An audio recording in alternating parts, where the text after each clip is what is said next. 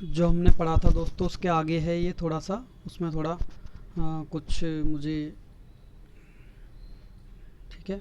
आगे हम देखते हैं इसमें सहरपा सहरपा की जो रचना है राहुल दोहा कोश है। इन्हें सहरपा, सहरपा, सरोजभद्र, राहुल भद्र आदि के नाम से पुकारा जाता है। राहुल सांकृत्यायन का समय 779 ईस्वी स्वीकार किया गया है। रचित इनके द्वारा रचित कुल ग्रंथों की संख्या 32 मानी जाती है। इसमें सर्वाधिक प्रसिद्ध कौन सी रचना है? दोहाकोश। दोहाकोश रचना इसमें सर्वाधिक प्रसिद्ध मानी जाती है। सर्वमान्य रूप से हिंदी के प्रथम कवि माने जाते हैं ये कौन से? राहुल सांकृत्यायन ने के द्वारा बताए गए सहरपा सर्वमान्य रूप से हिंदी के पहले कवि माने जाते हैं। अलग अलग विद्वानों ने अलग अलग कवियों को माना है, ये मैंने आपको पहले बता दिया है पहली वीडियो में मेरे, ठीक है। ये सहजयान या सिद्ध मार्ग के प्रवर्तक भी माने जाते हैं। कौन? सरोज राहुल भद्र, सरोज भद्र, सहरपा।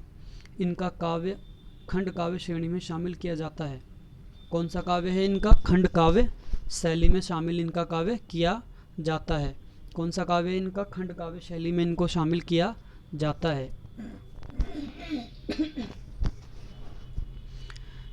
ठीक है। विनय तोष भट्टाचार्य ने इनका जो समय माना है 690 ईस्वी स्वीकार किया है विनय तोष भट्टाचार्य ने।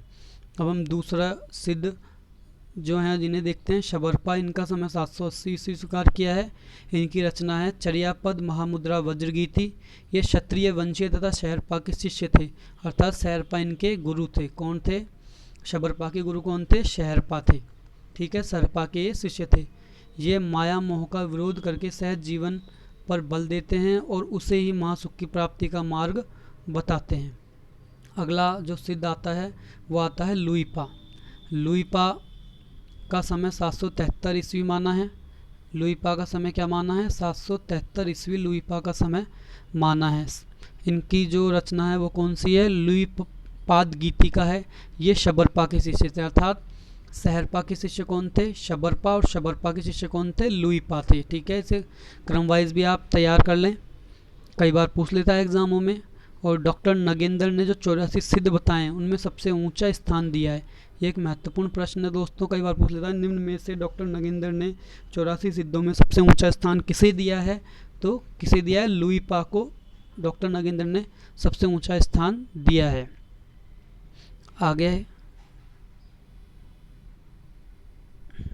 हम देखते हैं कि इसके बारे में जानते हैं कि लुईपा कौन थे। लुईपा का जन्म धर्मपाल के शासन काल में कायस्थ परिवार में हुआ था। इनकी साधना से प्रभावित होकर उड़ीसा के तत्कालीन राजा और मंत्री इनके शिष्य हो गए थे। इनकी साधना से प्रभावित होकर कौन इनके शिष्य हो गए थे? तत्कालीन राजा और मंत्री इनके शिष्य हो गए थे।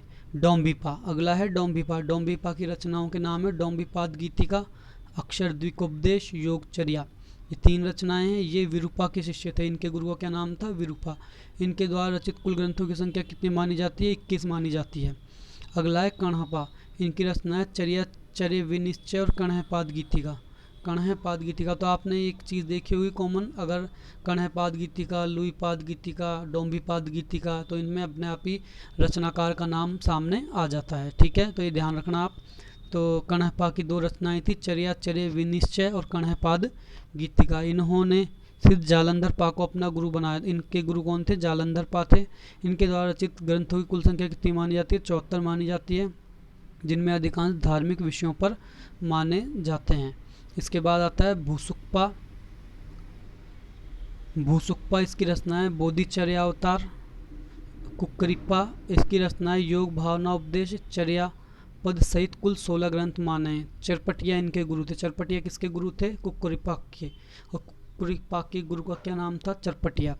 आर्यदेवपा कावेरी गीतिका रचना है आर्यदेवपा की। कंबलपा की रचना है असंबद्ध सर्ग दृष्टि। जयनंदीपा किसकी रचना है? तर्क मुद्गर कारिका। तर्क मुद्गर कारिका किसकी रचना है? जयनंदीपा की रचना है तर्क मुद्गर कारिका। आगे आता है जालंधर पा। जालंधर पा की रचना है व्युक्त मंजरी, हुंकार चित्र और भावना क्रम।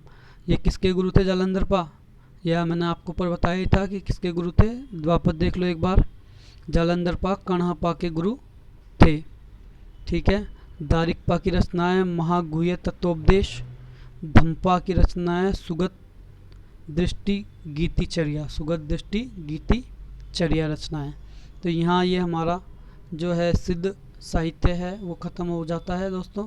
इसमें जो महत्वपूर्ण चीज़ें थी जो मैंने आपको बता दी हैं, और क्या क्या महत्वपूर्ण प्रश्न बनते हैं ये भी मैंने आपको बता दिया है। तो अगला हम लेते हैं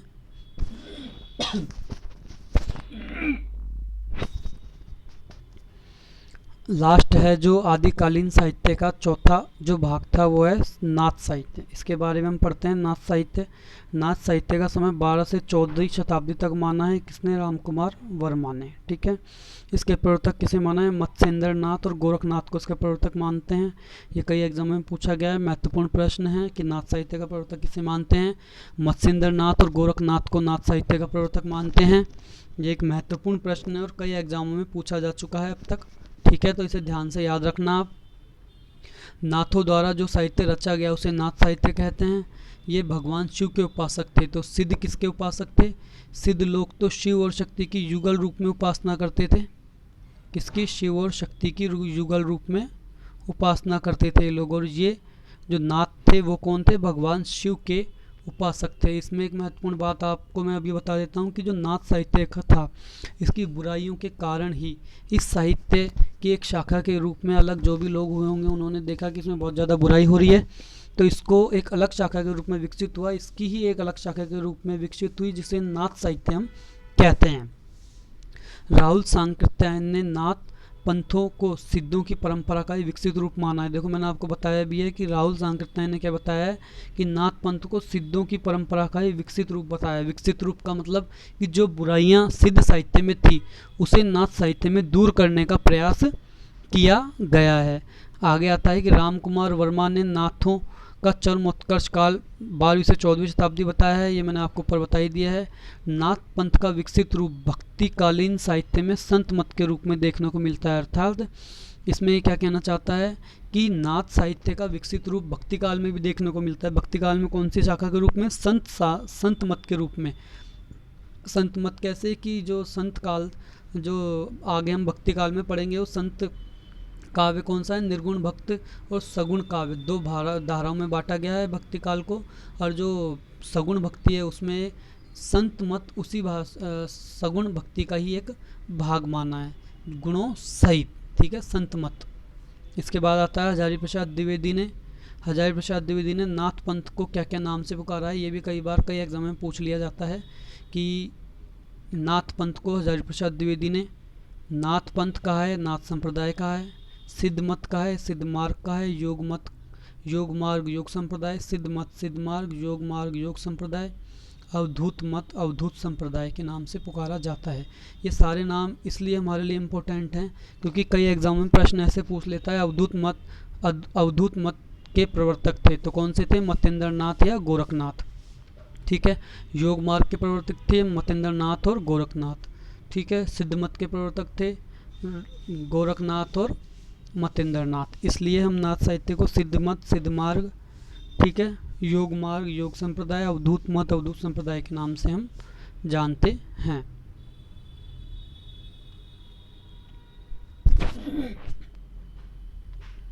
अब आगे हम देखते हैं इसी में कि नाथ साहित्य की अधिकांश रचनाएं किसने की? गुरु गोरखनाथ द्वारा रची गई हैं। ठीक है, गोरखनाथ का समय अलग अलग विद्वानों ने अलग अलग माना है। जैसे राहुल सांकृत्यायन ने इसका समय 845 ईस्वी माना है। हजारी प्रसाद द्विवेदी ने इनका समय 9वीं शताब्दी माना है। पीताम्बर दत्त बड़तवाल ने 11वीं शताब्दी माना है। डॉक्टर रामकुमार वर्मा और रामचंद्र शुक्ल इन दोनों ने इसका समय 13वीं शताब्दी माना है। सर्वमान्य रूप से 13वीं शताब्दी इनका प्रारंभिक काल ही इनका समय माना जाता है। ठीक है, इसके बाद आती है नाथों की कुल संख्या। नाथों की कुल संख्या रामकुमार वर्मा के अनुसार 9 मानी गई है। रामकुमार वर्मा के अनुसार नाथों की कुल संख्या कितनी मानी गई है? 9 मानी गई है। इन 9 नाथों के लिए मैंने एक छोटी सी ट्रिक भी तैयार की है जो मैं अभी आपको बताऊंगा। देख लो, पहले नाथ थे आदिनाथ, पहले नाथ थे आदिनाथ अर्थात भगवान शिव। भगवान शिव को आदिनाथ माना गया अर्थात पहला नाथ इन्हीं को माना गया है। दूसरे थे मत्स्येंद्र नाथ जिनका वास्तविक नाम विष्णु शर्मा माना जाता है।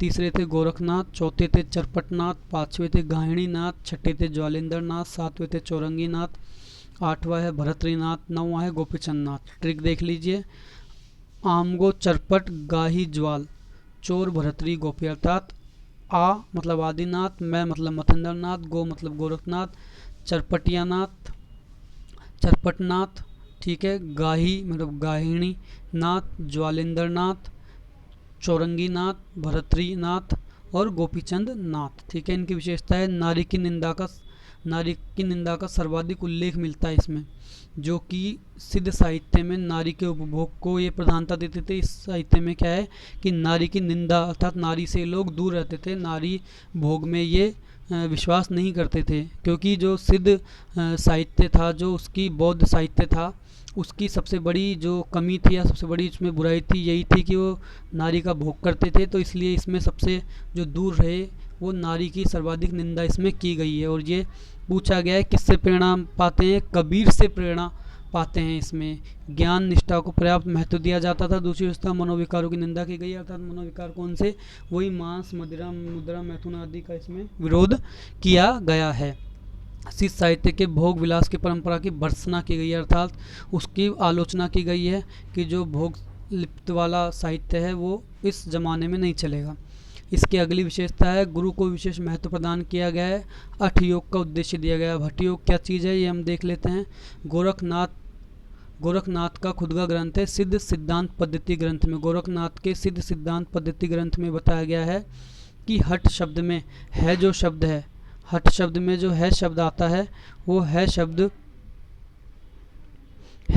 है वो सूर्य का प्रतीक है, और ठह शब्द चंद्रमा का से ग्रहण किया गया है। इन दोनों के योग से हठ योग बनता है, ठीक है। हिंदी साहित्य में 60 मार्गों वाला योग चक्र भी गोरखनाथ द्वारा चलाया गया था। गोरखनाथ को ही नाथ साहित्य का आरंभकर्ता माना जाता है। गोरखनाथ के गुरु मत्स्येंद्र नाथ, कहीं कहीं इसका नाम मीन नाथ या मत्स्येंद्र नाथ भी मिलता है, ठीक है। आगे आता है मत्स्येंद्र नाथ चौथे बोधिसत्व आलिक अवलोकितेश्वर नाम से प्रसिद्ध है। कौन से नाम से प्रसिद्ध है मत्स्येंद्र नाथ? इनके चौथे बोधिसत्व अर्थात आलिक अवलोकितेश्वर नाम से भी प्रसिद्ध हैं। मिश्र बंधुओं ने गोरखनाथ को प्रथम गद्य लेखक माना है। मिश्र बंधु ने किसको प्रथम गद्य लेखक माना है? मिश्र बंधु ने गोरखनाथ को प्रथम गद्य लेखक माना है। ये भी एक इम्पोर्टेंट है, मैंने लगा भी रखा है, ठीक है। आगे देखते हैं गोरखनाथ की रचनाएं। तो गोरखनाथ की ऐसे तो 40 रचनाएं मानी जाती है, लेकिन जो पीताम्बर दत्त बड़तवाल थे इन्होंने गोरखबानी के नाम से 14 ग्रंथ ही इनके प्रमाणिक माने हैं। उन्हीं का इसने एक तरह से यूँ कह सकते हैं कि इनके द्वारा रचित ग्रंथ माने हैं, जिस पे इन्होंने सबसे पहले दिलिट की उपाधि भी प्राप्त की थी। देखो, पहला है शब्दी, दूसरा है पद, तीसरा है प्राण संकली, चौथा है शिक्षा दर्शन, पांचवा है नर वै बोध, छठा है अभय मात्रा जोग। ये नर वै बोध है। ये ग्रंथ एक बार एग्जाम में आ चुका है, इसको पूछा जा चुका है। निम्न में से गोरखनाथ का ग्रंथ है तो नर वै बोध, ठीक है। अभय मात्रा जोग आत्म बोध। इसके बाद है 15 तिथि, फिर है सप्तवार, 10वां है मच्छिंदर गोरखनाथ रोमावली, 12वां है ज्ञान तिलक, 13वां है ज्ञान चौतीसी, 14वां है पंचमात्रा। इनकी अन्य रचनाओं में आता है गोरख गणेश गोष्ठी, दत्त गोरख गोष्ठी, गणेश गोरख गोष्ठी, दत्त गोरख गोष्ठी। इसके बाद आता है महादेव गोरख संवाद, गोरख 17 कला, गोरख की 17 कला, गोरखनाथ की बानी, योगेश्वरी साखी इसकी रचना है। गोरखनाथ की गोरख साख, ज्ञान अमृत, योग चिंतामणि, योग बीज, आत्मबोध और महेंद्र गोरखनाथ। देखो, जिस रचना में गोरखनाथ लग रहा है उसको तो पहचानने में हमें कोई दिक्कत नहीं आएगी कि गोरखनाथ की रचना है। इसके अलावा जो रचनाएं उसे हम याद कर लेंगे, जैसे योगेश्वरी साखी, योग चिंतामणि, योग बीज, ज्ञान अमृत, योग, ठीक है। इसके बाद आता है विशेष तथ्य। विशेष तथ्य में क्या है कि हिंदी साहित्य में दिलिट की उपाधि प्राप्त करने वाले सर्वप्रथम विद्वान कौन थे? पीताम्बर दत्त बड़तवाल थे, जिन्होंने 1942 में गोरखबानी नाम से इस रचना का संकलन किया था। इन्होंने जो दिलिट की उपाधि, ये पूछ लिया जाता है कि हिंदी साहित्य में पहले दिलिट की उपाधि प्राप्त करने वाले विद्वान कौन से थे, तो पीताम्बर दत्त बड़तवाल इनमें पहले विद्वान माने जाते हैं।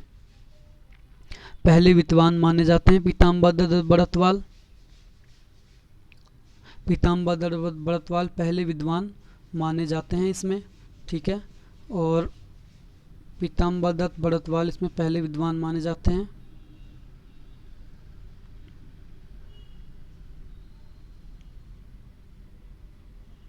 और इन्होंने किस विषय पर की थी? गोरखबाणी के नाम से इनकी 14 रचनाओं का प्रकाशन करवाया था। ठीक है। इस इसके बाद आता है आचार्य रामचंद्र शुक्ल के अनुसार ये रचनाएं गोरखनाथ जी द्वारा नहीं है अपितु इनके अनुयायियों। रामचंद्र शुक्ल ने क्या कहा है कि 14 रचनाएं ना जो गोरखनाथ जी द्वारा नहीं थी, इनके अनुयायियों द्वारा लिखी गई थी। अलग अलग विद्वानों के अलग अलग मत होते हैं, लेकिन हमें ये पता होना चाहिए।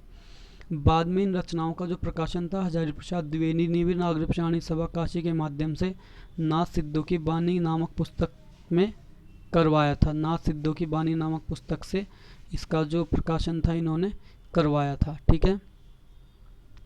इसके बाद गोरखनाथ के द्वारा संस्कृत में भी कुछ ग्रंथ लिखे गए थे, उनको भी हम देख लेते हैं एक बार। सिद्ध सिद्धांत पद्धति, जिसमें कि इन्होंने हठ योग के बारे में बताया है कि है तो सूर्य है और है चंद्रमा है। ठीक है।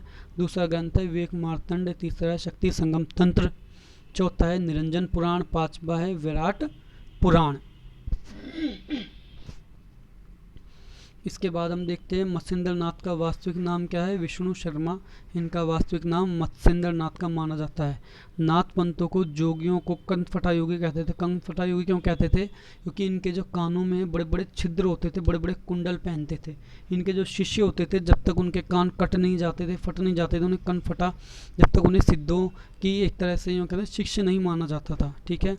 इनकी भाषा सदुक्कड़ी सी, जिस पर कुछ खड़ी बोली का राजस्थानी प्रभाव देखने को मिलता है। इसके बाद इनके जो दो महत्वपूर्ण कथन हैं गोरखनाथ, दो महत्वपूर्ण पंक्तियां हैं जो हम देख लेते हैं जो गोरखनाथ ने कही थी। पहला है गुरु बिना ज्ञान न पाई लारे भाई लाए, गोरखनाथ की पंक्ति है, कई बार पूछ ली जाती है। दूसरी है अवधूत चंग तो अवधूत मन चंगा तो कटौती में गंगा, अर्थात अगर मन अच्छा है तो कटौती में भी गंगा पैदा हो सकती है। ये किसने कहा है? ये गोरखनाथ ने कहा है। ये भी गोरखनाथ ने कहा है। और एक है कि नागार्जुन, गोरखनाथ, अश्वपटनाथ, जलंधरनाथ, ये नाथ और बौद्ध दोनों में इनकी गिनती होती है। तो दोस्तों ये हमारा सिद्ध साहित्य यहाँ खत्म हो जाता है। अब हम आगे हम देखते हैं, सिद्ध साहित्य खत्म होने के बाद आगे हम देखते हैं, आगे हम देखेंगे कि हिंदी साहित्य का आदिकालीन का स्वतंत्र साहित्य। देखिए स्वतंत्र साहित्य जो कि मैंने कहा था कि रास जो कि मैंने कहा था आपसे रासो नाथ और सिद्ध, इन 3-4 साहित्यों के अलावा जो रचा गया उसे आदिकालीन स्वतंत्र साहित्य के नाम से जाना जाता है। आदिकालीन किस नाम से जाना जाता है? स्वतंत्र साहित्य के नाम से जाना जाता है। आदिकालीन स्वतंत्र साहित्य के नाम से उनको जाना जाता है। ठीक है। जो कि रामचंद्र शुक्ल ने, इसका मैंने बताया भी था आपको, रामचंद्र शुक्ल ने तो केवल रासो साहित्य को ही मूल आदिकालीन साहित्य माना है, बाकी 3 को तो धार्मिक शिक्षा का है। ठीक है। जो डॉक्टर नगेंद्र ने था, इन्होंने फुटकल साहित्य कहकर पुकारा है। तो अब हम देखते हैं कि आगे क्या क्या है। तो आप मेरे चैनल को सब्सक्राइब कर दें, सब्सक्राइब लाइक ज़रूर कर दें दोस्तों, जिससे कि मुझे प्रोत्साहन मिलता रहे और मैं आपके लिए आगे भी ऐसे वीडियो बनाकर लाता रहूं।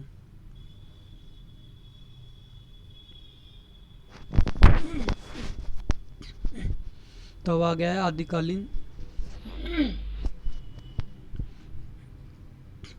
आदिकालीन स्वतंत्र साहित्य। आदिकाल में रचित ऐसी रचनाओं को जो रासो, सिद्ध और नाथ के अतिरिक्त स्वच्छंद रूप से लौकिक विषयों के आधार पर रची गई, उन्हें क्या कहा गया? आदिकालीन स्वतंत्र साहित्य या लौकिक साहित्य कहा गया है। इन लौकिक साहित्य को भी 2 भागों में बांटा गया है। पहला था लौकिक पद्य साहित्य और दूसरा है लौकिक गद्य साहित्य। पहले हम पढ़ेंगे लौकिक पद्य साहित्य को। इसमें हम पहली रचना पढ़ेंगे, लौकिक पद्य साहित्य में हम पहली रचना पढ़ेंगे ढोला मारूरा दुहा। इसके लेखक थे कल्लोल कवि और कुशल लाभ। 2 लेखकों को इसका कवि लेखक माना है। क्यों माना है ये बता देता हूँ। रामचंद्र शुक्ल के अनुसार यह रचना सर्वप्रथम 1473 ईस्वी में कवि कल्लोल के द्वारा लिखी गई थी। बाद में जैन कवि कुशल लाभ ने 1561 ईस्वी में इसमें कुछ पद रचकर इसमें रचकर इसकी रचना में जोड़ दिए, इसलिए कुशल लाभ को भी इसका रचनाकार माना जाता है। ठीक है, इसकी भाषा की बात करते हैं अब हम। इसकी भाषा डिंगल है। डिंगल भाषा से हमारे दिमाग में तुरंत आ जाना चाहिए कि इसमें अपभ्रंश और राजस्थानी भाषा का प्रयोग किया गया है। शैली कौन सी है? डिंगल है। इसका संपादन इस रचना के पदों का संपादन 1934 ईस्वी में नागरिक प्रचारणी सभा के द्वारा करवाया गया था। इसमें 3 विद्वानों का महत्वपूर्ण योगदान रहा था इस रचना के पदों का संपादन कराने में। पहला था राम सिंह, दूसरा था सूर्यकर्ण पारिक, तीसरा था नरोत्तम स्वामी। किसका? नरोत्तम स्वामी, सूर्यकर्ण पारिक और राम सिंह। ये पूछ लिया जाता है ये प्रश्न भी कई बार, तो इससे ध्यान रखना है। पात्र देखते हैं अब।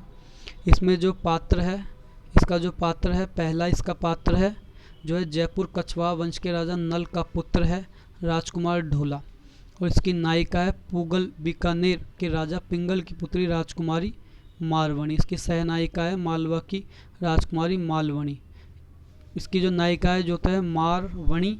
क्या है इसकी नायिका? जो इसकी खुद की नायिका है वो तो क्या है? मारवणी, मारवणी। ठीक है, और इसका जो नायक है वो कौन है? ढोला, इसलिए इसको ढोला मारूरा दोहा कहा जाता है। अर्थात इसमें ढोला और मारूरा की रचना को दोहों के माध्यम से प्रस्तुत किया गया है, इसलिए ढोला मारूरा दोहा कहा जाता है। दोहा जो है इसके छंद है ये एक, और ये एक अर्धमात्रिक छंद है दोहा। ठीक है, अभी इसकी भी बात करेंगे थोड़ी सी हम। पहले इसको देख लेते हैं। इसकी विशेषता तो प्रेम गाथात्मक काव्य है। इसका मूल रूप दोहों में रचा गया है। दोहा क्या है? अर्धमात्रिक छंद है। दोहा क्या है दोस्तों? अर्धमात्रिक छंद है। छंद दो प्रकार, छंदों के प्रकार में एक छंद आता है अर्धमात्रिक। ठीक है, विषम छंद, सम छंद और अर्धमात्रिक छंद। ठीक है, तो इसमें अर्धमात्रिक छंद है, इसमें 13 और 11। विषम पदों में तो 13 मात्राएं होती है और सम पदों में इसमें 11 मात्राएं होती हैं। ठीक है, इन दोहों में श्रृंगार रस को परिपूर्ण है, श्रृंगार रस से परिपूर्ण है ये दोहे, क्योंकि इसमें 2 नायक नायिकाओं के प्रेम का वर्णन किया गया है, और जैसा कि मैंने आपको बता दिया है पहले ही कि प्रेम गाथात्मक काव्य है। अगला आता है, इन दोहों में श्रृंगार रस का जो परंपरा आरंभ हुई वह आगे चलकर बिहारी के दोहों में देखी जा सकती है। किसके दोहों में देखी जा सकती है आगे चलकर? ये बिहारी के दोहों में काव्य रूप में देखी जा सकती है। इन दोनों में कुछ अंतर है। बिहारी के जो श्रृंगार है, जो दोहे हैं श्रृंगार के, उसमें और इनमें दोनों में अंतर है। क्या अंतर है? कि इसमें मालवणी के संयोग और वियोग के भाव पक्ष को प्रधानता दी गई है, और बिहारी के दोहों में कला पक्ष को प्रधानता दी गई है। ठीक है, आगे हम देखते हैं कि राहुल वेला कवि रोड़ा ने प्रेम वर्णन की जो परंपरा आरंभ की थी, राहुल वेला के कवि रोड़ा ने प्रेम वर्णन की जो परंपरा आरंभ की थी, कब का है राहुल वेला? रचनाएं 10वीं शताब्दी की है। जो आरंभ की थी उसको विकसित रूप देखने को इसमें मिलता है हमें, की थी उसको इस रचना में विकसित रूप, विकास की एक नई दिशा प्राप्त हुई। कौन सी रचना में? ढोला मारूरा दोहा में। ये जो रोड़ा कवि की राहुल वेला रचना है दोस्तों, ये लौकिक गद्य साहित्य की रचना है। अभी हम आगे पढ़ेंगे, और ये भी एक बहुत महत्वपूर्ण रचना है, और कई बार एग्जामों में इसका नाम पूछ लिया गया है। यह पहली रचना है जो शिलांकित रचना है, अर्थात पत्थर पर लिखी गई थी ढोला, ये जो रोड़ा कवि की रचना है। इसके बाद देखते हैं हम, राजस्थान के बीकानेर क्षेत्र में यह रचना अत्यंत लोकप्रिय है। कौन सी रचना? ढोला मारूरा दोहा। इसका प्रसिद्ध कथन है, सोरठिया दूहा भलो भली मारवन री बात, जोबन छाई धन भली तारा छाई रात। ये इसका प्रसिद्ध कथन है जो कई बार एग्जाम में पूछ लिया जाता है। अब हजारी प्रसाद द्विवेदी ने इस रचना के बारे में क्या कहा है जो देख लेते हैं। हजारी प्रसाद द्विवेदी, नरोत्तम स्वामी और विश्वनाथ प्रसाद मिश्र। हजारी प्रसाद द्विवेदी, नरोत्तम स्वामी और विश्वनाथ प्रसाद मिश्र इत्यादि विद्वानों ने इस काव्य को क्या कहा है? भाव गंभीर्य को, इस काव्य के भाव गंभीर्य को लोक रुचि का प्रतीक माना है। लोक रुचि, परिष्कृत लोक रुचि का प्रतीक माना है। ठीक है, आगे हम देखते हैं इसका विद्यापति। विद्यापति के बारे में हम देखते हैं। विद्यापति के बारे में हम देखते हैं। विद्यापति का समय रचना काल है 1350 से 1450, अर्थात 100 वर्ष लगभग। ठीक है, इनके गुरु का नाम था हरप्रसाद हरि मिश्र। क्या नाम था इनके गुरु का? हरि मिश्र नाम था इनके गुरु का। रचनाएं देखो इनकी, संस्कृत की रचनाएं हैं शैव सर्वस्वसार, गंगा वाक्यावली, दुर्गा भक्त चंद्रिक तरंगिणी, भू परिक्रमा, दान वाक्यावली, पुरुष परीक्षा, विभाग सार, लिखनावली, ज्ञान ज्ञापत्तल, वर्ण कृत्य। ये इनकी संस्कृत रचनाएं हैं, लेकिन इनमें से पूछी कम ही जाती है। जो इनकी महत्वपूर्ण रचना है वो अवध और मैथिली भाषा में है। अवध भाषा में तो है कीर्तिलता और कीर्तिपता का। कीर्तिलता रचना में राजा कीर्ति सिंह के वीर और शौर्य का वर्णन है, और कीर्तिपता का रचना में राजा शिव सिंह की वीरता और उसका वर्णन है। मैथिली भाषा में पदावली इनकी महत्वपूर्ण रचना है, जो भक्ति व श्रृंगार रस का समन्वय है इसमें, और गै पदों का रचित है ये। और दूसरी है मैथिली भाषा में गोरक्ष विजय इनका नाटक है, जो गद्य भाग में तो संस्कृत में रचा गया है और पद भाग में मैथिली भाषा में रचा गया है। इसके बाद हम देखते हैं मैथिली भाषा में विशेष तथ्य हैं जो विद्यापति के बारे में, उसके बारे में हम जानते हैं कि मैथिली भाषा में सरस काव्य रचना करने के कारण इनको मैथिल कोकिल कहा जाता है। इनको किसकी उपाधि दी गई है? मैथिल कोकिल की उपाधि दी गई है। ये एक महत्वपूर्ण बात है और ये एग्जाम में पूछी जा चुकी है। और मैथिल को क्यों कहा गया है? क्योंकि मैथिल भाषा में सरस काव्य रचना करने के कारण। और मैथिल भाषा में कौन सी रचना की है इन्होंने? पदावली रचना इन्होंने की है, और एक नाटक भी रचा है जो कि मैंने आपको भी पीछे बताया था। कौन सा नाटक रचा है इन्होंने? ये देख लो, गोरक्ष विजय नाटक इन्होंने मैथिली भाषा में रचा है, जो पद भाग संस्कृत में और गद्य भाग मैथिली में इसका रचा गया है। दूसरा है इसकी पदावली रचना जयदेव द्वारा रचित गीत गोविंद रचना के अनुकरण पर आधारित है। जो ये पदावली रचना है इनकी किस पर आधारित है? जयदेव के गीत गोविंद ग्रंथ पर आधारित है, इसलिए इन्हें क्या उपाधि दी गई है? अभिनव जयदेव की उपाधि इन्हें दी गई है। और अभिनव जयदेव की उपाधि ने किसने दी थी? तिरहुत नरेश शिव सिंह द्वारा दी गई थी। ठीक है, कुछ इतिहासकार इन्हें नव कवि शेखर भी कहते हैं, अर्थात इनकी क्या उपाधि हो गई? मैथिल कोकिल, अभिनव जयदेव, नव कवि शेखर, इन्हें अनेक उपाधियाँ प्राप्त हुई हैं। ठीक है, शैव मत के अनुयायी थे। शैव अर्थात शिव, भगवान शिव के अनुयायी थे। विद्यापति तिरहुत के राजा शिव सिंह के दरबारी कवि थे। किसके दरबारी कवि थे? शिव सिंह के। तिरहुत का राजा कौन था जिसने इन्हें अभिनव जयदेव की उपाधि दी थी? महामहोपाध्याय उपाध्याय हरप्रसाद शास्त्री ने नेपाल के राजकीय पुस्तकालय से कीर्तिलता पुस्तक की नकल प्राप्त की थी। कीर्तिलता पुस्तक की नकल कहाँ से प्राप्त की थी?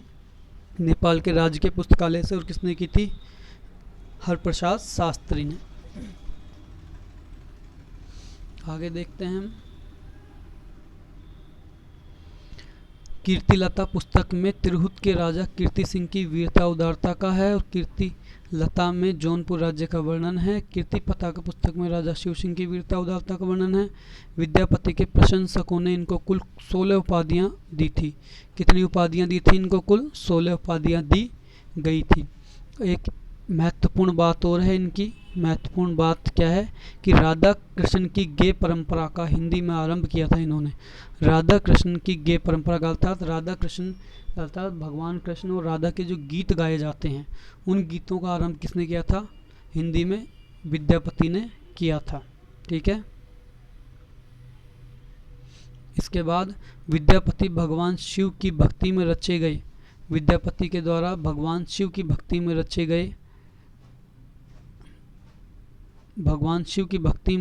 गए जो पद थे वो नृत्य के साथ गाए जाते हैं तो क्या कहलाते हैं? नचारी कहलाते हैं। विद्यापति के जो पद भगवान शिव की भक्ति में रचे गए थे, नचारी किसे कहते हैं? तो नचारी किसे कहते हैं कि विद्यापति द्वारा भगवान शिव की भक्ति में रचे गए पदों को जब नृत्य के साथ गाए जाते हैं तो क्या कहलाते हैं? नचारी कहलाते हैं। ठीक है, एक ये महत्वपूर्ण बात है कि कृष्ण को हिंदी में कृष्ण को काव्य का विषय बनाने का श्रेय किसे जाता है? विद्यापति को जाता है। ठीक है, कथन ये भी महत्वपूर्ण कथन है और ये नेट में भी पूछ लिया गया है कई बार कि आध्यात्मिक रंग के चश्मे बहुत सस्ते हो गए। ये किसने कहा है? रामचंद्र शुक्ल ने कहा है। किसके लिए कहा है? विद्यापति के लिए कहा है। अब हम देखते हैं कि विद्यापति को ना अलग अलग विद्वानों ने अलग अलग कवि माना है। कुछ विद्वान इसे श्रृंगारी कवि मानते हैं, कुछ विद्वान इसे भक्त कवि मानते हैं, कुछ विद्वान इन्हें रहस्यवादी कवि मानते हैं। ठीक है, श्रृंगारी कवि इसे माना है रामचंद्र शुक्ल ने, हरप्रसाद शास्त्री ने, सुभद्रा झा ने, राम कुमार वर्मा ने और रामकृष्ण बेनीपुरी ने। और भक्त कवि माना है बाबू ब्रजनंदन सहाय ने, श्याम सुंदर दास ने, हजारी प्रसाद द्विवेदी ने। आप देखिए दोस्तों कि जो हजारी प्रसाद द्विवेदी और रामचंद्र शुक्ल है ये एक दूसरे के आलोचक रहे हैं। ये तय है कि अगर इन्होंने श्रृंगारी कवि कहा है रामचंद्र शुक्ल ने, तो हजारी प्रसाद द्विवेदी इन्हें श्रृंगारी कवि नहीं कहेंगे, इसकी आलोचना करते हुए कुछ और कहेंगे, जैसा कि इसने कहा है कि ये भक्त कवि हैं। रहस्यवादी कवि किसने कहा है इनको? जॉर्ज ग्रियर्सन ने और नगेंद्र नाथ गुप्त ने और जनार्दन मिश्र ने। ये प्रश्न कई बार पूछ लिया जाता है कि निम्न में से किस कवि ने विद्यापति को रहस्यवादी कवि कहा है? तो जॉर्ज ग्रियर्सन ने, नगेंद्र नाथ गुप्त ने और जनार्दन मिश्र ने। निम्न में से किसने भक्त कवि कहा है विद्यापति को? बाबू ब्रजनंदन सहाय ने, श्याम सुंदर दास ने और हजारी प्रसाद द्विवेदी ने। निम्न में से किसने श्रृंगारी कवि कहा है?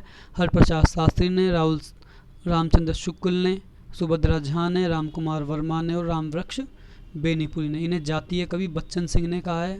हम आगे अब पढ़ेंगे कि जातीय कवि किसने कहा है विद्यापति को, तो बच्चन सिंह ने कहा है जातीय कवि। और श्रृंगार रस के सिद्ध वाक कवि किसने कहा है? हजारी प्रसाद द्विवेदी ने कहा है इनको श्रृंगार रस का सिद्ध वाक कवि। किसको? विद्यापति को। किसने कहा है? हजारी प्रसाद द्विवेदी ने सिद्ध वाक कवि कहा है। और जो कीर्तिलता रचना है, कीर्तिलता है, इनकी रचना वो भृंग भृंगी संवाद में की गई है। उसकी रचना ये कई बार पूछ लेते हैं कि निम्न में से किस काव्य की रचना भृंग भृंगी संवाद में की गई है? तो कौन सी है? कीर्तिलता रचना है जो भृंग भृंगी संवाद में की गई है। इसके बाद आता है वसंत विलास। वसंत विलास आता है। वसंत विलास, इसका लेखक अज्ञात है, अर्थात इसके लेखक का अभी तक पता नहीं है। विशेष तथ्य है कि माता प्रसाद गुप्त के अनुसार यह एक सरल साहित्यिक रचना है, आधुनिक आर्य भाषा साहित्य के आदिकाल के इतिहास में बेजोड़ है। इस रचना को अज्ञात होने के बाद भी हम इसलिए पढ़ रहे हैं क्योंकि ये एक आदिकालीन आर्य भाषा का एक बेजोड़ ग्रंथ है। यह ग्रंथ सर्वप्रथम 1952 में हाजी मोहम्मद स्मारक ग्रंथ में प्रकाशित हुआ था। सर्वप्रथम कहाँ का प्रकाशित हुआ था? 1952 में हुआ था। ठीक है, और किसके हुआ था? हाजी मोहम्मद स्मारक ग्रंथ में प्रकाशित हुआ था ये। ठीक है, इसके प्रथम जो थे संपादक थे, प्रथम संपादक इसके कौन थे? केशवलाल हर्षद राय ध्रुव। पूछ लेते हैं ये कई बार कि वसंत विलास के प्रथम संपादक कौन थे? तो थे केशवलाल हर्षद राय ध्रुव। इन्होंने 1451 ईस्वी में एक हस्तलिखित कृति के आधार पर इसका संपादन किया था। 1451 ईस्वी में। कब किया था? 1451 ईस्वी में इन्होंने हस्तलिखित कृति के आधार पर इसका संपादन किया था। ठीक है, इसके बाद इसकी चौथा विशेष तत्व है कि माता प्रसाद गुप्त ने इस रचना काल 13वीं शताब्दी माना है। इसमें कितने दोहे हैं? इसमें 84 दोहे हैं, जिसमें वसंत और स्त्रियों को विलासपूर्ण प्रभाव का मनोहारी चित्रण किया गया है। वसंत और स्त्रियों का मनोहारी चित्रण इसमें किया गया है।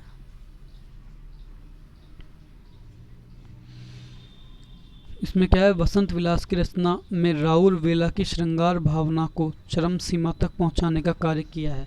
राउर वेला, जैसा कि मैंने आपको बता दिया है कि राउर वेला रोड़ा कवि की रचना है, ये हम आगे पढ़ेंगे।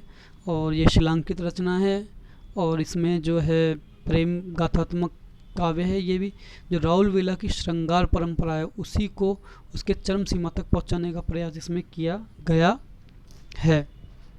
ठीक है, इस रचना में एक ओर तो कोकिल कुंजन अर्थात कोयलों का कुंजन है, एक ओर तो दूसरी ओर पतियुक्ता युवतियों का विलासपूर्ण चित्रण है, अर्थात जिनके पतियुक्ता स्त्रियां अर्थात जो विवाहित स्त्री हैं उनका विलासपूर्ण अर्थात उनके पति के साथ उनका जो प्यार प्रेम है उसके बारे में बताया गया है। जिसे देखकर विधुरजन अर्थात जिनकी जो विधुरजन हैं, जिनकी पत्नियां नहीं हैं और जो वियोगिनी नारियां हैं विधुरजन और वियोगिनी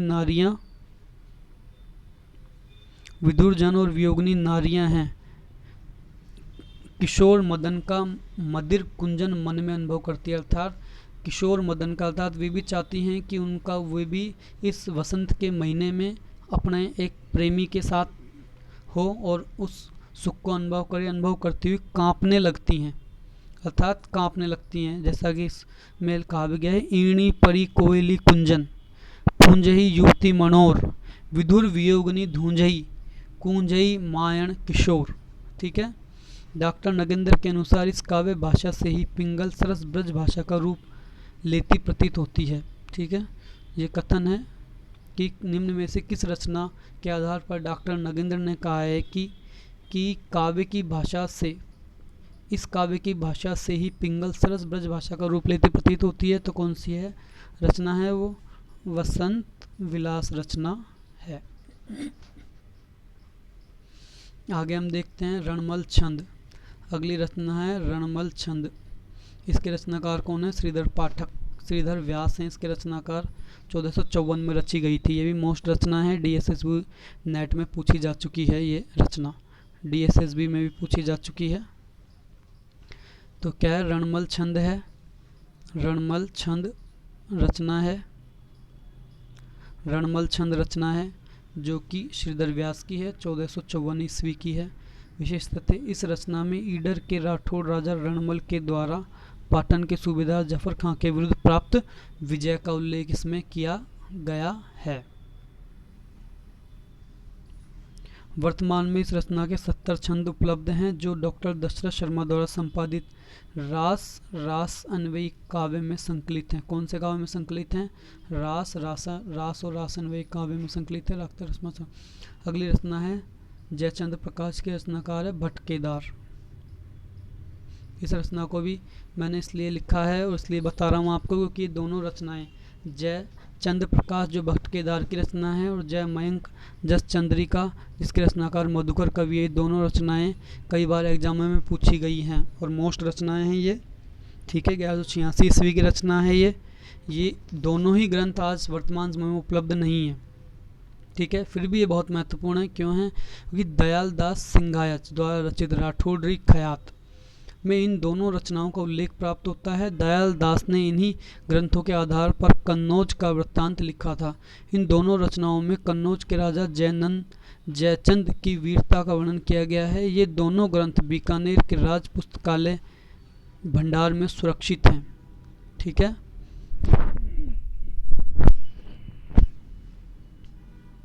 आगे हम देखते हैं अमीर खुसरो जो कि हिंदी के आदिकाल के बहुत ही महत्वपूर्ण कवि ये माने जाते हैं। अमीर खुसरो, इनका जो जन्म काल है 1255 विक्रमी संवत है, 1255 विक्रमी संवत है या 1300 विक्रमी संवत है, तो 1255 ईस्वी है।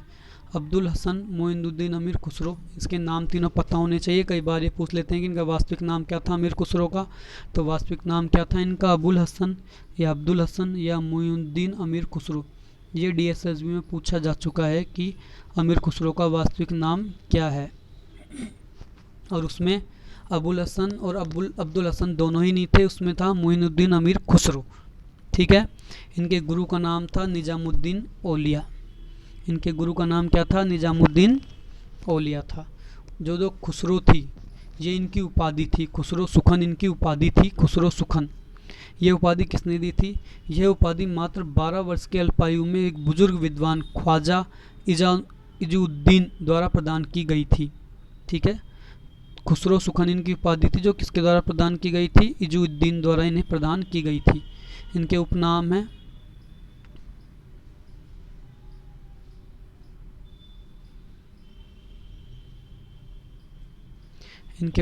है मात्र 12 वर्ष की उपाधि ने प्रदान की थी, ख्वाजा इजुद्दीन द्वारा प्रदान की गई थी। इनके उपनाम है तुर्के अल्लाह तोतिए हिंद। कई बार पूछ लिया जाता है कि अमीर खुसरो के उपनाम है निम्न में से, तो क्या नाम है? तो तुर्के अल्लाह कहा जाता है इनको, और एक क्या कहा जाता है? तोतिए हिंद कहा जाता है। तोतिए हिंद और तुर्के अल्लाह। ठीक है। अगला इनकी प्रमुख रचनाएं देखते हैं अब हम। इनकी रचनाएं खालिक बारी, पहेलियाँ, मुकरियाँ, गज़ल, दो सुखने, नूह सिपहर, नजराने हिंद, हालात कने। इनकी टोटल 100 रचनाओं के बारे में जानते हैं हम। ये महत्वपूर्ण रचनाएं जो मैंने बताई आपको। अब देखिए इनकी जो पहली रचना है खालिक बारी, इसके बारे में हम पढ़ते हैं। ये एक शब्दकोश सा प्रतीत होता है। इसमें 3 भाषा के शब्दों का प्रयोग किया गया है। तुर्की, अरबी, फारसी और हिंदी, 4 भाषाओं के शब्द है इसमें। ठीक है, पर्यायवाची शब्दों का उल्लेख है। क्यों रची गई थी? गयासुद्दीन तुगलक के पुत्र को भाषा ज्ञान देने के उद्देश्य से रची गई थी। पूछ लेते हैं कई बार कि गयासुद्दीन तुगलक के पुत्र को भाषा ज्ञान देने के उद्देश्य से कौन सी रचना रची गई थी? तो खालिक बारी रची गई थी। एक प्रश्न इसमें से ये भी बनता है कि खालिक बारी रचना है शब्दकोश। ठीक है, एक प्रश्न ये भी आ जाता है कि खालिक बारीक रचना में कौन सी भाषा के पर्यायवाची शब्दों का प्रयोग हुआ है? 4 भाषाओं के हुआ है।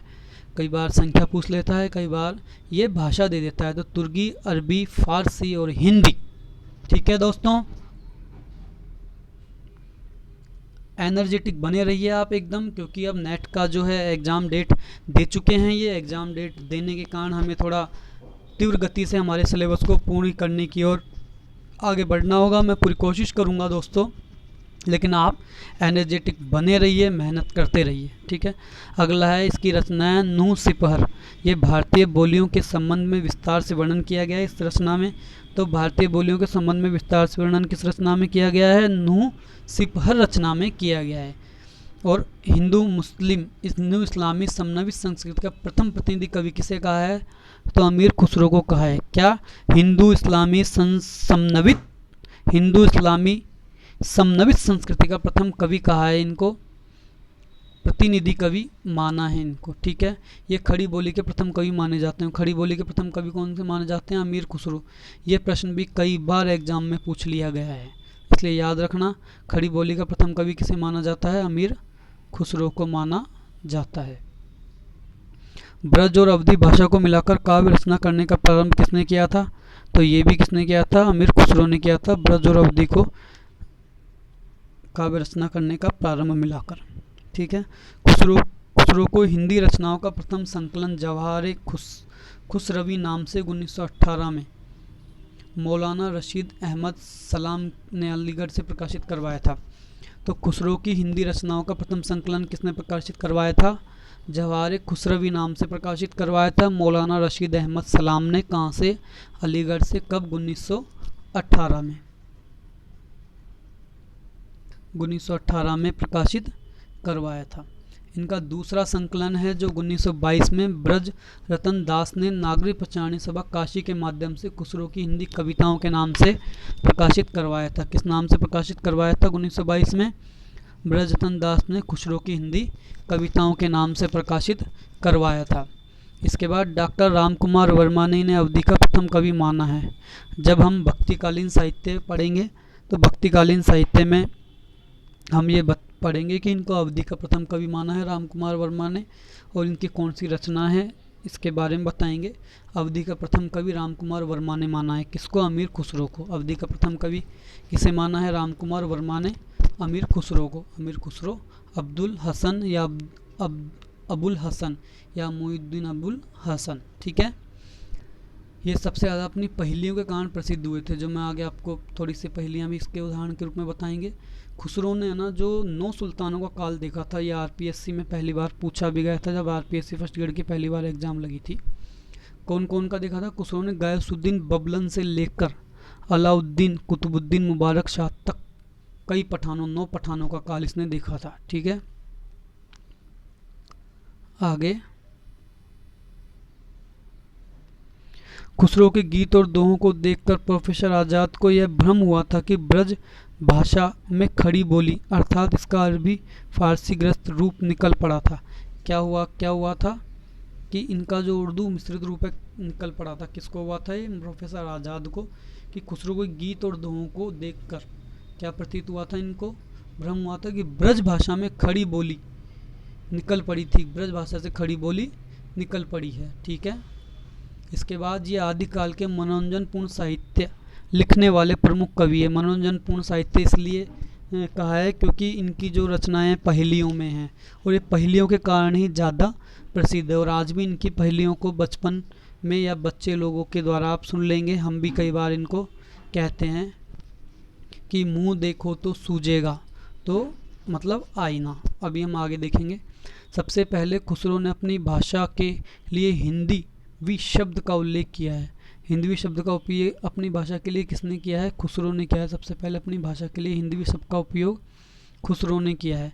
ये फारसी के कवि भी माने जाते हैं, अर्थात फारसी भाषा में भी इन्होंने रचना की थी। कई बार पूछ लेते हैं कि अमीर खुसरो ने निम्न में से किस भाषा, हिंदी के अलावा किस भाषा में रचना की है, तो फारसी भाषा में भी रचना की है।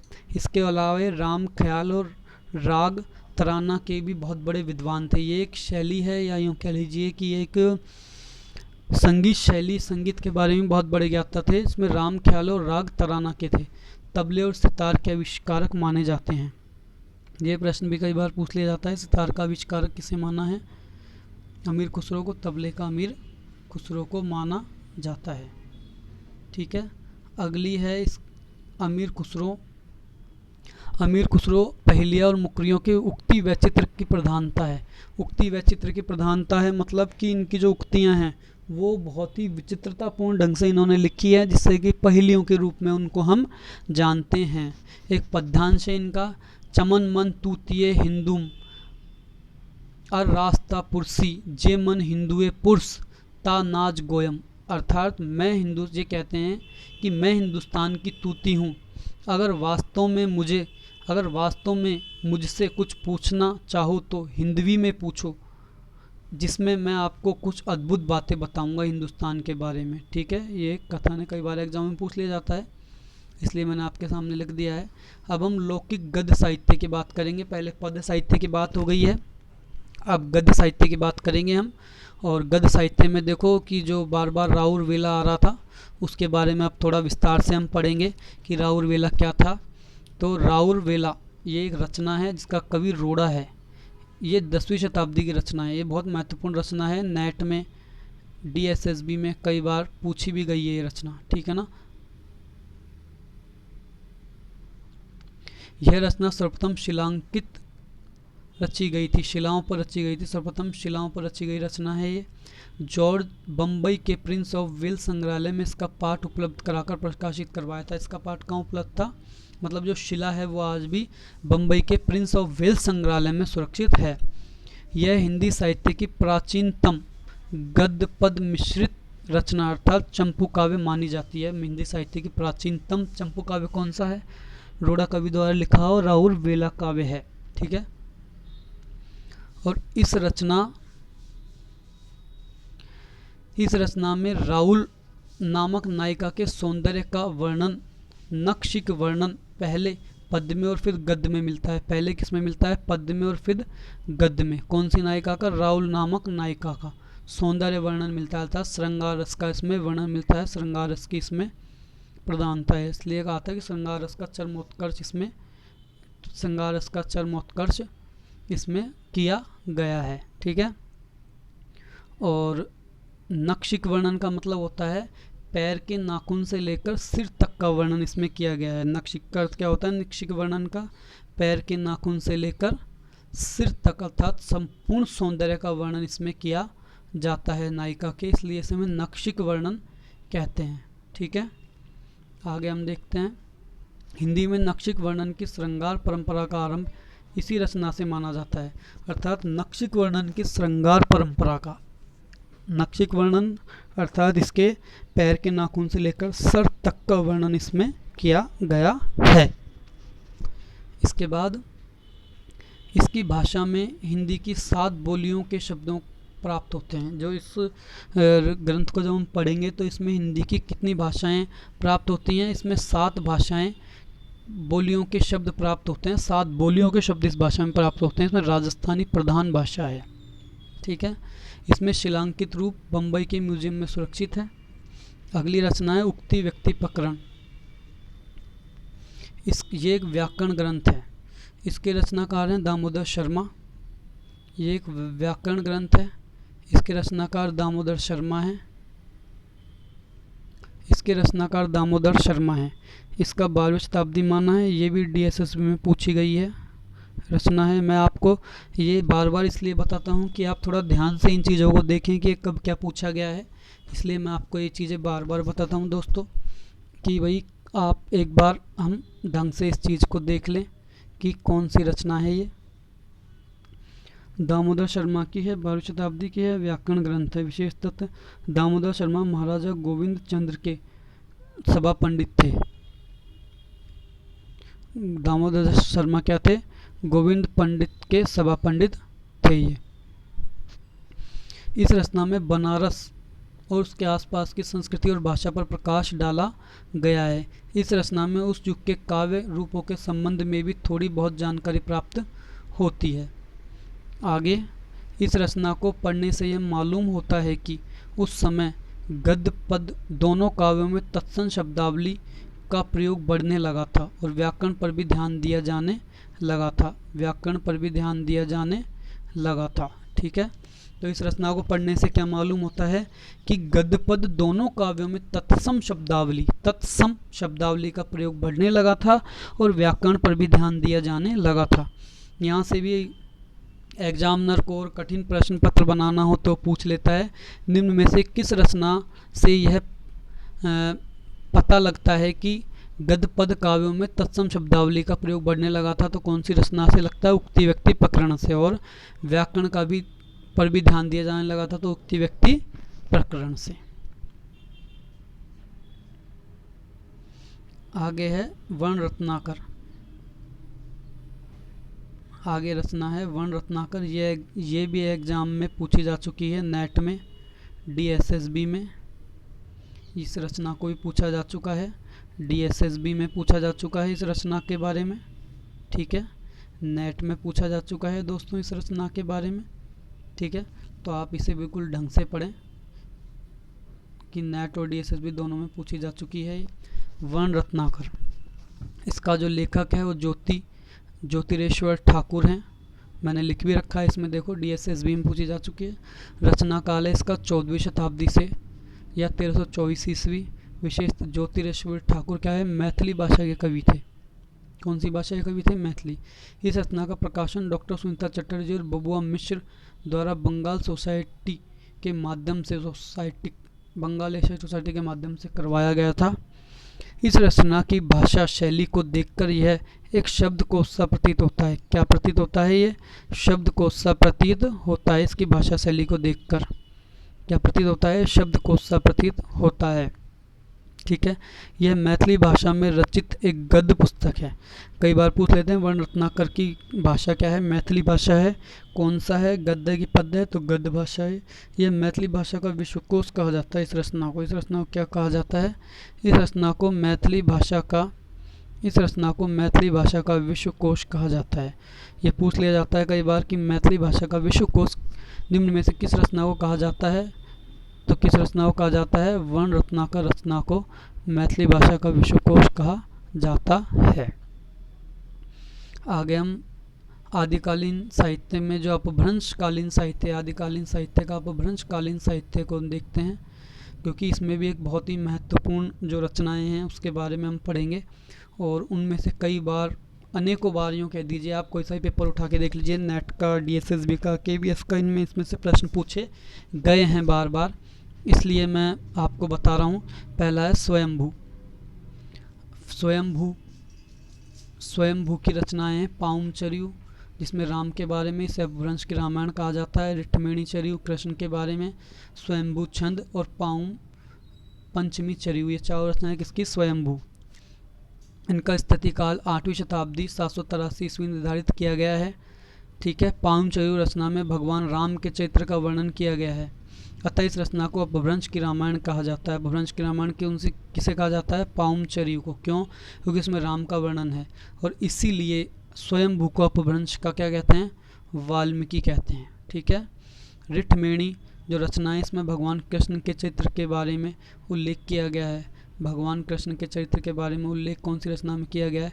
मैं ये बार बार जोड़ दे के इसलिए बता रहा हूँ दोस्तों, क्योंकि कई बार एग्जामों में पूछ लिया जाता है कि रिठमेणी चरित्र में किसके बारे में बताया गया है। तो कृष्ण के बारे में बताया गया है, पाउमचर्यु में राम के बारे में बताया गया है। राम के बारे में बताने के कारण इस रचना को क्या कहते हैं? अपभ्रंश की रामायण कहते हैं। और स्वयंभू को अपभ्रंश का वाल्मीकि कहा जाता है। ठीक है, इसके बाद स्वयंभू को अपभ्रंश का महाकवि भी कहा जाता है। अपभ्रंश का महाकवि किसे कहते हैं? स्वयंभू को कहते हैं। पाउमचर्यु अपभ्रंश की प्रथम कड़कबद्ध रचना मानी जाती है। अपभ्रंश की प्रथम कड़कबद्ध रचना किसे मानते हैं? पाउमचर्यु को। निम्न प्रश्न कैसे आएगा इसमें दोस्तों कि निम्न में से कौन सी रचना अपभ्रंश की प्रथम कड़कबद्ध रचना मानी जाती है? कौन सी आती है? पाउम चरियु। 4 दे देगा, जैसे पाउम चरियु, रिठमेणी चरियु और भी कुछ। ठीक है, तो इसमें पाउम चरियु राइट है। और कड़कबद्ध रचना किसे कहते हैं? इसमें 7 चौपाइयों का और 7 चौपाइयों के बाद एक दोहे का प्रयोग किया जाता है। क्या है दोस्तों कि 7 चौपाइयों के बाद एक दोहे का प्रयोग किया जाता है, तो उसे हम कौन सी रचना कह देते हैं? कड़कबद्ध रचना उसे हम कहते हैं, जिसमें 7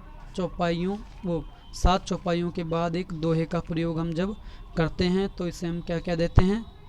इसे हम कह देते हैं कड़कबद्ध रचना। अब इसमें चौपाई और दोहे के बारे में बताया गया है, तो मैं आपको थोड़ा सा बता देता हूँ कि जो ये चौपाई है ये सममात्रिक छंद है और इसमें 16 मात्राओं का छंद है। चौपाई कितनी मात्राओं का छंद है? 16 मात्राओं का सममात्रिक छंद होता है। सममात्रिक मतलब इसमें सारे पदों में मात्राएं समान होती है। दूसरा है दोहा, ये अर्धमात्रिक छंद है और आदि इसमें 13 और 11 होती है, अर्थात 13 जो विषम चरण है, पहला और तीसरा इसका विषम चरण, उसमें 13 मात्राएं होती हैं और दूसरा और चौथा इसमें 11 मात्राएं इसमें होती हैं। ठीक है, आगे हम देखते हैं।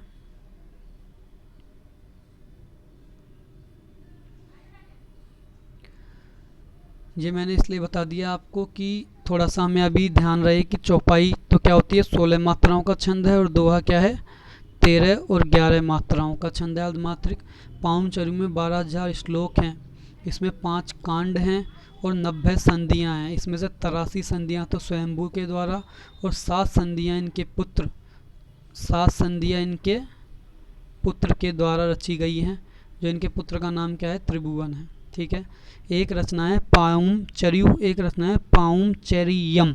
ये ध्यान रखना दोस्तों, इसमें कंफ्यूज हो जाता है कई बार। पाउम चरियम विमल सूरी की रचना है और ये भक्ति काल की रचना है, इसलिए यहाँ पर इसमें नोट डाल के मैंने लिखा है आपको। पाउम चरियु उ तो है ये, और यम हो जाएगी इसकी रचना। ठीक है दोस्तों, आगे देखो, आगे हम देखते हैं। अगला लेखक है पुष्पदंत। पुष्पदंत की रचनाएं हैं महापुराण, ऋणय कुमार चरित्र अर्थात नाग कुमार चरित्र, जसहर चरित्र या यशोधरा चरित्र, कोश ग्रंथ, उत्तर पुराण। ये नेट में पूछी गई है, उत्तर पुराण किसकी रचना है? तो पुष्पदंत की रचना है उत्तर पुराण। ठीक है, हम इसके विशेष तथ्य जानते हैं कि पुष्पदंत कब का है? 10वीं शताब्दी का कवि माना जाता है पुष्पदंत को। कब का कवि माना जाता है? पुष्पदंत को 10वीं शताब्दी का कवि माना जाता है। पुष्पदंत को कब का कवि माना जाता है? पुष्पदंत को। ठीक है, ये प्रारंभ में शैव मत अनुयायी थे। शैव अर्थात भगवान शिव के उपासक थे। बाद में अपने आश्रयदाता के कहने पर इन्होंने जैन धर्म स्वीकार कर लिया था। ठीक है, साहित्य और शिल्प तात्विक दृष्टि से इनकी रचनाओं पर जैन भक्ति का प्रभाव अर्थात जैन भक्ति का प्रभाव देखने को मिलता है, क्योंकि ये पहले शैव थे और बाद में जैन बन गए, इसलिए इनकी रचनाओं पर किसका प्रभाव देखने को मिलता है? जैन प्रभाव देखने को मिलता है। इनकी महापुराण रचना में 63 महापुरुषों शलाकाओं अर्थात जो जैन धर्म में जो महापुरुष थे उन्हें शलाका पुरुष कहा जाता था। 63 महापुरुषों की घटनाओं का वर्णन किया गया है, जिसमें राम कथा को है ना, जो प्रसंगवश राम कथा का भी इसमें वर्णन आता है। किसका वर्णन आता है? राम कथा का वर्णन आता है। कौन सी में? महापुराण रचना में। कभी आप पूछ लेते हैं कि महापुराण रचना में निम्न से किसका वर्णन प्रसंगवश आता है? तो राम कथा का वर्णन इसमें प्रसंगवश आता है। शिव सिंह सेंगर ने इनको अपभ्रंश का बहुभूति कहा है। ये भी मोस्ट है, कई बार पूछा गया है। शिव सिंह सेंगर ने अपभ्रंश का इनको क्या कहा है? बहुभूति कहा है। अपभ्रंश का बहुभूति कहा है, इसमें नेट में पूछा गया है। अपभ्रंश का बहुभूति किसे कहते हैं? तो स्वयंभू को कहते हैं। पुष्पदंत को कहते हैं। किसने कहा है? शिव सिंह सेंगर ने कहा है। किसको कहा है? पुष्पदंत को। ठीक है, महापुराण रचना के कारण पुष्पदंत को अपभ्रंश का वेदव्यास कहा जाता है। अपभ्रंश का वेदव्यास कहा जाता है इन्हें महापुराण रचना के कारण। महापुराण रचना के कारण इन्हें क्या कहा जाता है? अपभ्रंश का वेदव्यास कहा जाता है। अपभ्रंश का क्या कहा जाता है? वेदव्यास कहा जाता है। ठीक है, अगला है धनपाल। अब धनपाल जो है दोस्तों, इसको हम अगले वीडियो में पढ़ेंगे। धनपाल इनका जो बाकी का जो साहित्य है उसे हम अगले वीडियो में पढ़ेंगे, क्योंकि ये वीडियो काफ़ी बड़ा हो गया है, इसलिए हम इसको अगले वीडियो में पढ़ेंगे। ठीक है दोस्तों, तो नमस्ते दोस्तों। अगर आपको मेरा पढ़ाया हुआ चीज़ पसंद आई हो तो मेरे चैनल को सब्सक्राइब करें, लाइक करें, शेयर करें, कमेंट करें, जिससे कि मैं आपके लिए और अधिक और अच्छे वीडियो लेकर आ सकूं। और दोस्तों, जैसा कि मैंने आपको बताया है कि नेट के एग्ज़ाम की डेट आ चुकी है, तो इसलिए आप पूर्ण रूप से तैयारी में जुट जाएं। नमस्ते दोस्तों।